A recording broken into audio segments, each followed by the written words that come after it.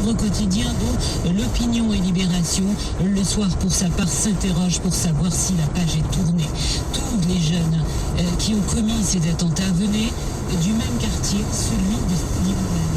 L'artiste peintre et écrivain Mahib Edebin a écrit un livre sur leur histoire intitulé Les étoiles de Sidi Boumen, adapté à l'écran par Nabil Ayouch sous le titre Les cheveux de Dieu. Le soir, à Sidi Boumen, en présence des familles des victimes. Nabil Ayouch et Mahib ont voulu aller plus loin. Ils ont mobilisé de nombreux artistes qui ont offert leurs œuvres, de 65 œuvres au total, pour une vente aux enchères qui aura lieu ce soir au Hayat Regency. Les bénéfices de cette vente serviront à construire un centre culturel pour les jeunes de Sidi Boumen. Nabil Ayouch nous donne plus de précisions sur cette vente aux enchères. On l'écoute. Elle a lieu au Hayat Regency, qui a eu la gentillesse de nous offrir la salle. Elle est organisée par la maison de vente aux enchères CMOA. Et c'est à 19h ce soir.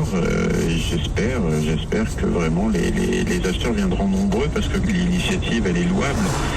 Construire un centre culturel en plein cœur de Sidi Boumen pour réconcilier ces jeunes gens de ces quartiers défavorisés avec la culture, je pense que, a priori, chaque citoyen devrait se sentir concerné. Également dans l'actualité de cette mi-journée, la ministre française du Commerce extérieur en visite au Maroc ce jeudi. Nicole Bricq doit participer à la première réunion panafricaine des conseillers de commerce extérieur de la France. Elle s'entretiendra également avec Nabil Ben Abdallah, ministre de l'Habitat, de l'Urbanisme et de la politique de la ville, sur les différents projets marocains en matière d'urbanisation, l'extension des réseaux de tramway de Rabat et Casablanca, le métro aérien de la capitale économique du Royaume, ainsi que de la construction de villes nouvelles. La lutte contre le cancer dans le monde, un forum s'est tenu hier à Montréal à ce sujet. Un vibrant hommage a été rendu à cette occasion à l'action menée par son Altesse Royale la Princesse Lalla Salma, présidente de l'association Lalla Salma de lutte contre le cancer et ambassadrice de bonne volonté de l'Organisation mondiale de la santé. Devant de nombreuses personnalités du monde médical et de la communauté scientifique, la présidente de l'Alliance des communautés culturelles pour l'égalité dans la santé et les services sociaux a salué toutes les avancées réalisées au Maroc dans le cadre du plan national de prévention et de contrôle du cancer. En Tunisie, la tension monte. Les salafistes djihadistes ont assassiné un officier de police sur la base d'une fatwa. Cette accusation ouverte est portée par Rached Ranouchi, chef du parti islamiste Ennahda qui dirige le gouvernement. Le cadavre de police a été retrouvé au début de ce mois, la gorge tranchée. Le parti de c'est le contre les djihadistes les plus radicaux de la mouvance salafiste. Et le braquage va se poursuivre puisque c'est entendre organiser un important rassemblement dimanche prochain et ils vont même plus loin puisqu'ils mettent en garde aujourd'hui le gouvernement tunisien contre toute intervention de la police pour empêcher la tenue de congrès. La guerre civile en Syrie, une rencontre importante à noter. Demain, le président russe Vladimir Poutine rencontrera à Moscou le secrétaire général des Nations Unies. Un entretien dans le cadre de la visite effectuée en Russie par Ban Ki-moon est destiné, une fois encore, à tenter de trouver une issue à la crise syrienne.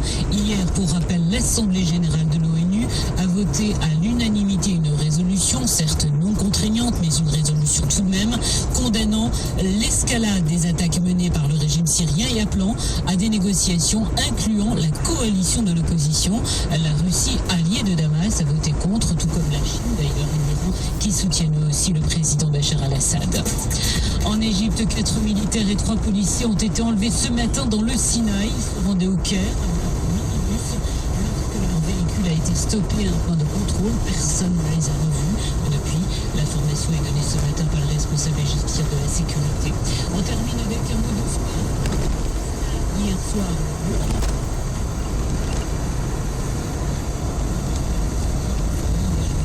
c'est offert une médaille.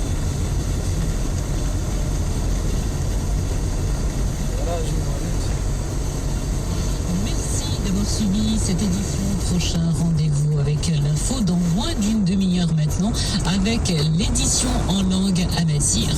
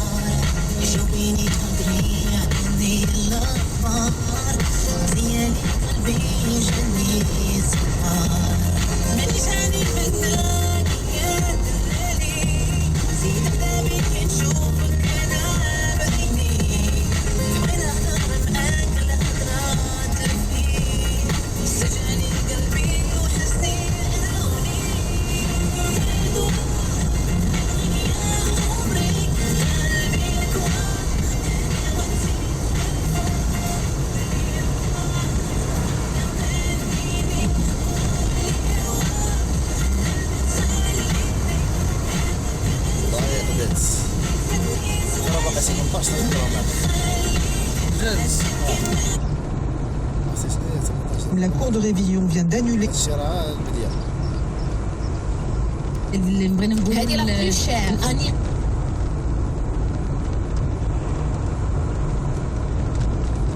Les détails, Robert Bussière nous appelle de Paris.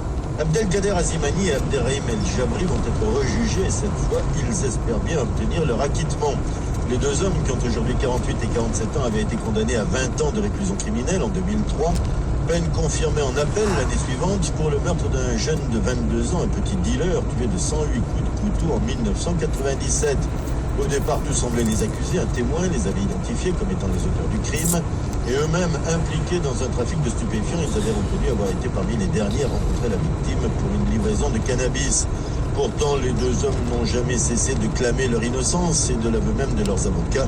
Il aura fallu une série de miracles pour qu'ils puissent enfin faire entendre leur voix. D'abord, le revirement d'un témoin à charge qui a poussé la justice à rouvrir le dossier en 2009 et ensuite, le versement tardif au dossier d'empreinte ADN qui a permis de confondre deux nouveaux suspects qui les ont formellement disculpés. Sont ainsi établis des faits nouveaux de nature à faire naître un doute sur leur culpabilité, a estimé la chambre criminelle de la Cour de cassation. Il y a lieu en conséquence de faire droit à leur requête en révision. Une décision rarissime, il y en a eu 9 seulement du même type depuis 1945. Pour Abdelkader et Abderrahim, c'est sans doute la fin d'un long cauchemar qui se profile, mais à quel prix? Les deux hommes ont passé respectivement 11 et 13 années derrière les barreaux et ils sont physiquement et moralement très éprouvés. À Paris, Robert Bussière, comédien.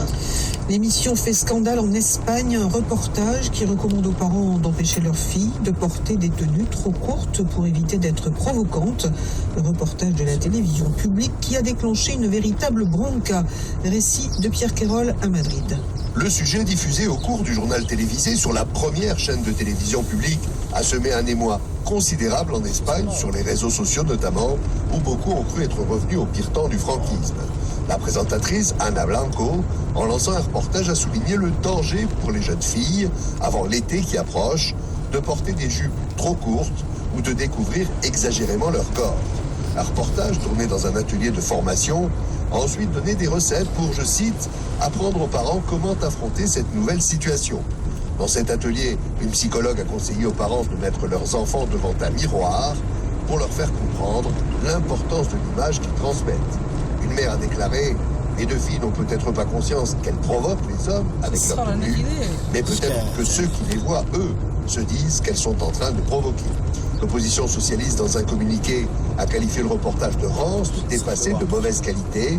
Un porte-parole du Parti socialiste, Juan Luis Gordo, a affirmé pour sa part que la télévision publique veut imposer sa morale aux Espagnols et les ramener à l'époque de la dictature franquiste.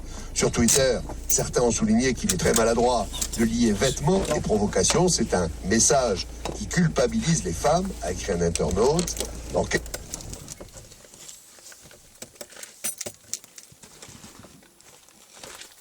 Mais bien. Cinéma, c'est Leonardo DiCaprio. Ouais, ou là.